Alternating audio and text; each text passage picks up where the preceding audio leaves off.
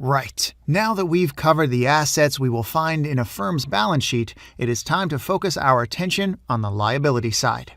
Accounts payable are one of the most important items on the liability side.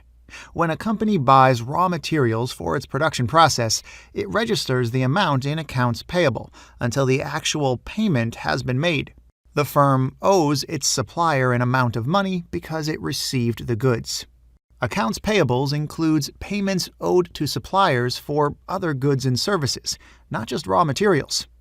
When we owe money for electric energy, IT support, or new equipment delivered recently, we'll include the money in this account. Another important type of liabilities are financial liabilities, which are a significant item for a lot of businesses out there. A financial liability appears on the balance sheet of a company when it receives external financing, which is usually a bank loan. The firm uses the funds to finance its operations and commits to repaying its lender. Another situation in which we will register an item as a financial liability is when we have an agreement with one supplier to repay them in a period that exceeds 180 days. Such payables shouldn't stay within trade payables, given this is more of a loan that's been given to us by the supplier. Usually, when an agreement like this happens between a company and one of its suppliers, the company pays interests for the money it owes the supplier. Hence, this represents a financial liability. Sometimes companies must pay taxes. Actually, they must do that almost always. This is a very complicated issue because we can have different types of taxes, such as income tax, value-added tax, regional or state tax, and so on.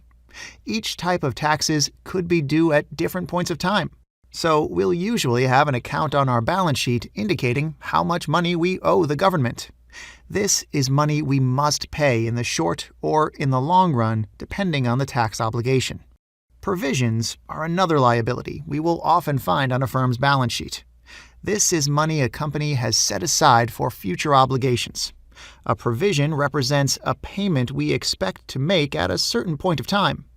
An example of a situation when we must set aside a provision is when another firm sues us, and we can reasonably expect we must pay a certain amount when the trial ends or when it is settled. We said that the most important distinction that can be made about assets is whether they are current. Well, the situation is the same here.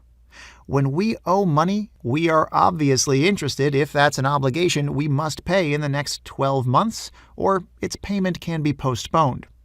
Trade payables are a liability we should consider as current, as we discussed above. If we don't pay suppliers within 6 months, then this becomes a form of financing we've received. Financial liabilities, provisions, and tax liabilities are usually classified in two parts, current and non-current.